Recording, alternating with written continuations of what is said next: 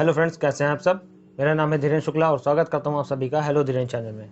आज का हमारा टॉपिक पाइथन के फंक्शंस टॉपिक के अंदर आर्बिट्रेरी आर्गुमेंट्स के बारे में है। अभी तक हमने फंक्शंस के बारे में जाना कि फंक्शंस कई सारी लाइन ऑफ कोड्स का एक सेट होता है। फंक्शंस को हम बनाते हैं एंड उसका कोई ना कोई एक नाम देते हैं। फंक्शंस को पैरेंथेसिस से रिप्रेजेंट किया जाता है। फंक्शन को कॉल करने पर फंक्शन चलता है, बिना कॉल करे कोई फंक्शन रन नहीं करता है। फंक्शन वैल्यूज को बाहर से इंपोर्ट भी कर सकता है। फंक्शन वैल्यू को अंदर से एक्सपोर्ट भी कर सकता है। वैल्यू को बाहर से लेने के लिए हमें उसके अंदर वैल्यूज पास करनी पड़ती हैं, जिन्हें आर्गुमेंट्स बोला जाता है। और फंक्शन पैरामीटर्स के रूप में आने वाली वैल्यूज को या फिर आर्गुमेंट्स को रिसीव करता है। अब हम आर्बिट्रेरी आर्गुमेंट्स में ये पढ़ेंगे कि अगर हमारे पास कॉल करते समय फंक्शन के अंदर मल्टीपल वैल्यूज आ रही हैं, लेकिन कितनी वैल्यूज आ रही हैं ये हमें पहले से नहीं पता हुआ है, तो फंक्शन के कॉलिंग के टाइम पर आने वाली वैल्यूज कितनी हैं, 10 है, 20 है, 10,000 है या 2,000 है। मल्टीपल वैल्यूज आ रही हैं ये हमें पता है, बट कितनी वैल्यूज आ रही है ये हमें नहीं पता है। उस केस में हम फंक्शन के पैरामीटर में जो भी वेरिएबल डिक्लेयर करेंगे उस वेरिएबल में एस्टेरिस्क का सिंबल लगा देते हैं, जिससे वो वेरिएबल मल्टीपल वैल्यूज को लेने के लिए तैयार हो जाता है। तो इसी पर आधारित है हमारे आर्बिट्रेरी आर्गुमेंट्स। तो ज्यादा देर न करते हुए चलिए देखते हैं कि ये कैसे वर्क करती हैं।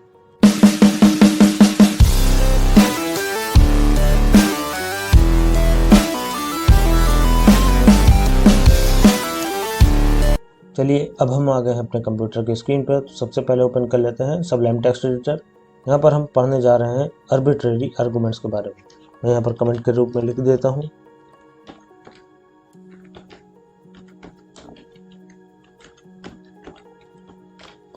क्या होता है आर्बिट्रेरी आर्गुमेंट्स? हम लोग पाइथन के अंदर फंक्शंस टॉपिक को पढ़ चुके हैं। मैं शॉर्ट में थोड़ा सा रिवाइज करा देता हूँ। पाइथन में फंक्शंस बनता है डेफ कीवर्ड से। डेफ स्पेस अपने फंक्शन का नाम, मैं अपने फंक्शन का नाम कुछ भी दे सकता हूँ। लेट सपोज कि माय फंक्शन दिया मैंने एंड पैरेंथेसिस लगाएंगे। पैरेंथेसिस के बाद हम कोलन लगाते हैं। कोलन लगा करके हम फंक्शन के अंदर पहुंच जाएंगे। जैसे ही मैं एंटर की प्रेस करूंगा हम एक टैब अंदर आ गए हैं, यानी कि हम फंक्शन के अंदर आ चुके हैं। यहाँ पर आकर के मैं एक प्रिंट स्टेटमेंट लिखता हूँ, हेलो पाइथन।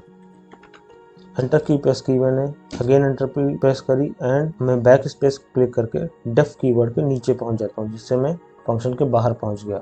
अगर मैं टैब की प्रेस करके वापस अंदर आता हूं तो ये एरिया फंक्शन के अंदर आता है। अगर मैं यहाँ पर कुछ भी लिखूंगा तो ये फंक्शन के अंदर माना जाएगा। इसलिए मैं बाहर निकलता हूँ डेफ कीवर्ड के नीचे आकर के और हम अपने फंक्शन को करते हैं कॉल, क्योंकि बिना कॉलिंग के हमारा फंक्शन रन नहीं करेगा।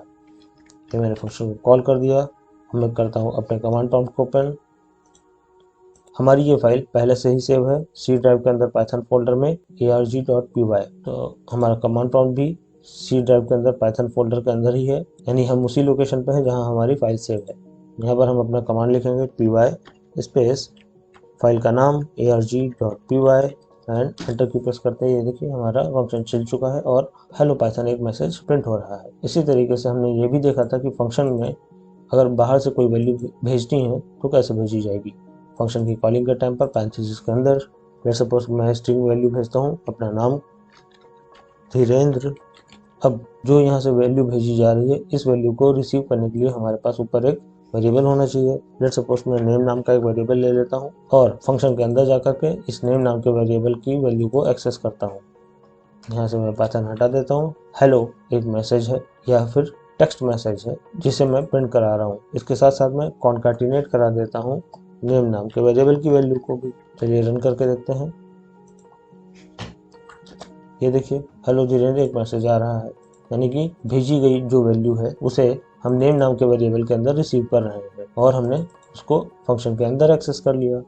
अब बात आती है आर्बिट्रेरी आर्गुमेंट्स क्या होते हैं। आर्बिट्रेरी आर्गुमेंट्स का मतलब होता है कि फंक्शन के कॉलिंग के टाइम पर अगर हमारे पास मल्टीपल वैल्यूज आ रही हैं, लेकिन मल्टीपल वैल्यूज कितनी हैं हमें ये पहले से निर्धारित नहीं है। वो वैल्यूज 10 भी हो सकती हैं, 20 भी हो सकती हैं, 40, 50, 100, 1000 कितनी भी हो सकती हैं। तो अगर किसी फंक्शन में कितनी वैल्यूज आ रही हैं ये हमें पहले से नहीं पता है, उस केस में मल्टीपल वैल्यूज को एक्सेप्ट करने के लिए हम अपने फंक्शन की डेफिनेशन में पैरामीटर के स्थान पर जो वेरिएबल लिख रहे हैं उस वेरिएबल के आगे एक एस्टेरिस्क लगा देते हैं इस तरह से।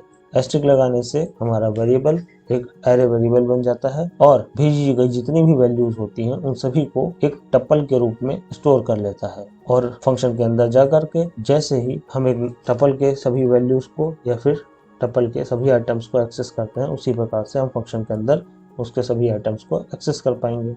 चलिए करके देखते हैं। फंक्शन की कॉलिंग के टाइम पर मैं यहाँ से अपने नाम को हटा रहा हूँ। यहाँ पर मैं कुछ कार्स के नाम को यहाँ से भेजता हूँ as a value. Maruti, Tata,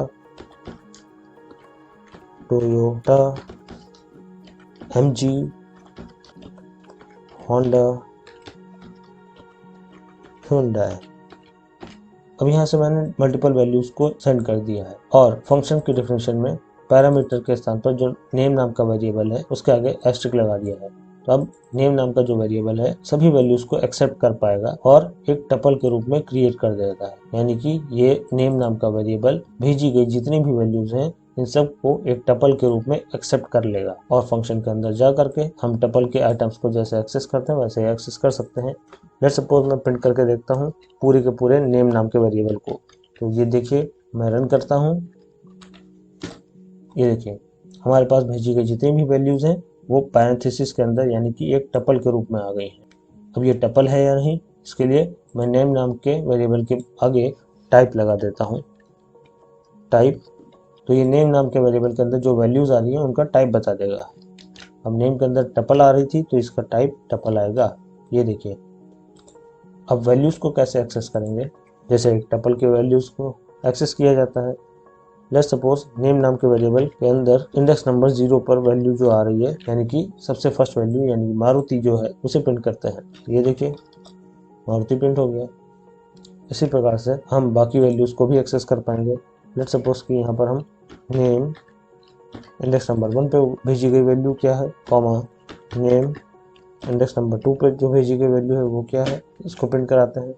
चलिए रन करके देखते हैं। ये देखिए हमारी स्टार्टिंग की तीनों values Maruti, Tata and Toyota print हो रही हैं।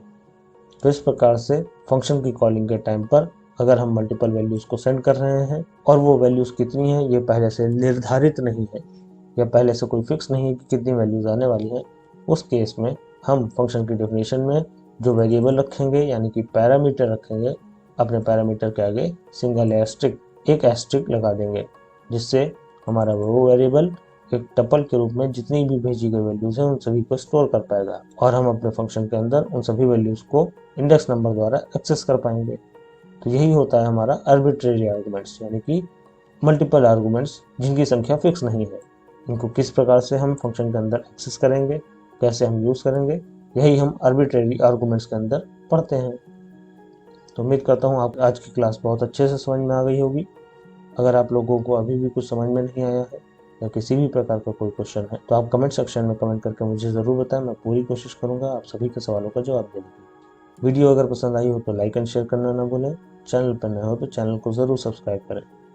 अपना ढेर सारा ख्याल रखिए। जल्दी मिलते हैं नेक्स्ट वीडियो में। Thank you.